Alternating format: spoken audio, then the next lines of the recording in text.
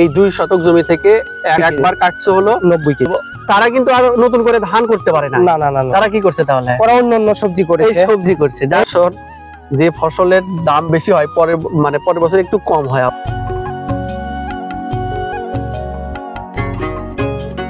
আসসালামু আলাইকুম সম্মানিত কৃষক ভাইরা, সবাইকে জানাই ড্রিমস এগ্রোর পক্ষ থেকে আন্তরিক অভিনন্দন এবং শুভেচ্ছা।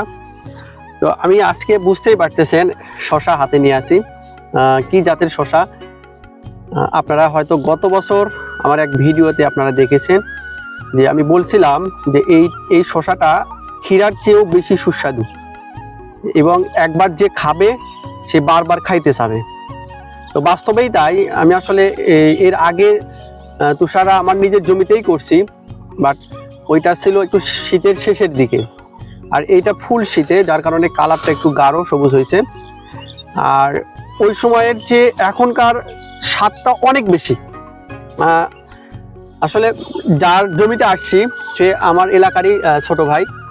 তো ওর সাথে আজকে কথা বলবো, কারণ ও প্রায় 1 বছর ধরে আমাদের ড্রিমস এগ্রো থেকে সব ধরনের চারা এবং সব ধরনের স্প্রে শিডিউল নিয়ে কিন্তু ও মরিচ, টমেটো, শসা, বেগুন এই সবজিগুলো চাষ করে থাকেন। তোর সাথে পরিচয় হব, আপনারাও পরিচয় হবেন আসলে কতটুকু লাভবান। তারপরেও আমার মনে হয় এই অঞ্চলে একটা বিষয় লক্ষণীয় যে স্মার্ট পদ্ধতিতে আধুনিক যে সিস্টেমটা কৃষির, সেই কৃষির আধুনিক সিস্টেমেই কিন্তু এই ভাইটা, আমার ছোট ভাই, এই কাজ করে যাচ্ছে। হয়তো লাভের মুখ খুব বেশি দেখতে পাচ্ছে না, বাট ভবিষ্যতে কিন্তু এর শিকার মধ্যেই আছে যে ভবিষ্যতে আরো অনেক বেশি লাভবান। আসসালামু আলাইকুম, আমার নাম মোহাম্মদ সাব্বির হোসেন সুমন। আসল কথা হচ্ছে কি, ড্রিমস এগ্রো অল টাইম আমার পিছে লাগেই আছে এবং সব ধরনের শিডিউল স্প্রে, চারা এবং হাবিজাবি বীজ যেগুলো লাগে, আমি যখনই আলামিন ভাইকে ফোন দিই যে ভাইয়া অমুক বীজ লাগবে, সে সাথে সাথে আমাকে যেখান থেকে হোক কালেক্ট করে দেয় এগুলা বীজ। তো এই শশার নাম হচ্ছে এগ্রোয়ানের জাত তুষারা। কিন্তু এই শসের পর্যাপ্ত পরিমাণ ফলন, কিন্তু ফলনের পাশাপাশি আমি একটা জিনিস খেয়াল করেছি, সেটা যে শসের পর্যাপ্ত পরিমাণ চাহিদা আছে এই শসে, আর খাইতে একদম দেশি শসার মতো ক্ষীরার এবং ক্ষীরার গ্রানটা এই শসের ভিতর পাওয়া যায়। এখন বিষয়টা হলো এইখানে তোমার কত শতাংশ জমি? ভাইয়া এখানে আমার 2 থেকে 2.5 শতাংশ জমি হবে। 2-2.5 শতাংশ জমি। তো 2-2.5 শতাংশ জমিতে তুমি মানে যে শসা চাষ করেছো, তাতে এখানে কয় চালান শসা উঠাইছে? আমি এখানে সর্বমোট ভাইয়া 3 চালান শসা উঠাইছি। 3 চালান? হ্যাঁ। তো প্রতি চালানে কত মন করে উঠছে? প্রতি চালানে প্রথম দিকে আপনার শুরুটা, যেহেতু প্রথম শুরুর দিকে শসা সব জিনিসই শুরুর দিকে একটু অল্পই ওঠে নাকি। আমি লাস্ট চালানে সর্বমোট এখান থেকে তুলছি আপনার 90 কেজি ভাইয়া। 90 কেজি? 90 কেজি তুলছি। বাস্তব? হ্যাঁ। না, বিশ্বাস করার মতো না। বিশ্বাস করার মতো না হলেও আপনি এখানে আশেপাশে অনেক লোকজন আছে, তাদেরকে জিজ্ঞাসা করতে পারেন যে অমুক জায়গায় সুমন নামে এক ছেলে শসা লাগাইছে, ওখানে ফলন কেমন হয়েছে, তাদের মুখ থেকে আপনারা এত পরিমাণ শসা ছিল। আমরা আসলে 3 নাম্বার চালান অলরেডি শেষ হয়ে গেছে, এটা 4 নাম্বার চালানে আসছেন আপনারা। এই 2 শতক জমি থেকে এক চালানে মানে এক ঝাড়াতেই একবার কাটছো হলো 90 কেজি। একবার কাটছো 90 কেজি? হ্যাঁ হ্যাঁ, মাশাআল্লাহ।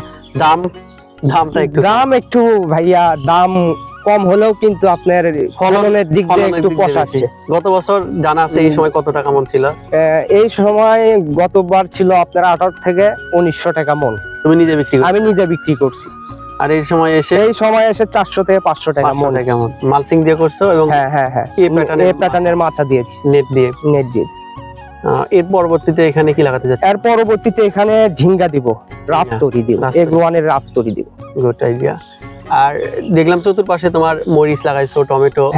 এখানে আপনার বাবলি টমেটো আছে, বাবলি টমেটো লাগাইছি অল্প, কিন্তু ফলনটা অনেক বেশি। অনেক বেশি। আপনার এগ্রোয়ানের আছে, আপনার নাগাফায়ার মরিচ, আপনি নিজে দেখতে পারবেন ওখানে যে মরিচটা কেমন ধরছে। দেখলাম তো নাগাফায়ারটা অনেক বেশি মরিচ ধরছে, গাছও কিন্তু নষ্ট হয় না। হ্যাঁ হ্যাঁ হ্যাঁ, মোটামুটি সব গাছই অনেক সুন্দর। তো সুমন, সর্বোপরি বলবো যে দর্শক আপনাদের উদ্দেশ্য বলতে চাচ্ছি যে আপনারা অনেকেই কিন্তু হতাশ আসলে এই সময়ে। প্রত্যেকটা ফসলের দামই কিন্তু, প্রত্যেকটা সবজির দামই কিন্তু অনেক কম। অন্যান্য মনে হয় গত কয়েক বছরে এই ধরনের দাম কিন্তু কম ছিল না, মানে ছিল না এই এখন বর্তমানে যে দাম। তো এর পেছনে কিন্তু সবচেয়ে গুরুত্বপূর্ণ যেটা কারণ, হয়তো অনেকেই বিষয়টা জানেন, আবার অনেকেই জানেন না। বিষয়টা হলো, আপনারা জানেন গত বন্যার সিজনে, মানে বর্ষাকালে যে বন্যাটা হয়, সেই বন্যায় কিন্তু আমাদের পরপর কিন্তু বাংলাদেশে 4 বার বন্যা হয়। ঠিক আছে, একবার তো পুরো 7টা ডিস্ট্রিক্ট একদম পুরাই ডুবে গেছিল। এই যে জমিগুলো ছিল সেই জমিগুলোতে কিন্তু তাদের ধান ছিল, তাই না? হ্যাঁ অবশ্যই ধান ছিল, ধানগুলো কিন্তু একবারে সব নষ্ট হয়ে যায়। পরবর্তীতে কিন্তু তারা ধান করতে পারে না। তারপরেও কিন্তু আরো 2-3 বার বন্যা পানিতে কিন্তু বিভিন্ন জায়গাতে মানে প্লাবন সৃষ্টি হয়েছে এবং জমি জমা কিন্তু সব খেয়ে গেছে।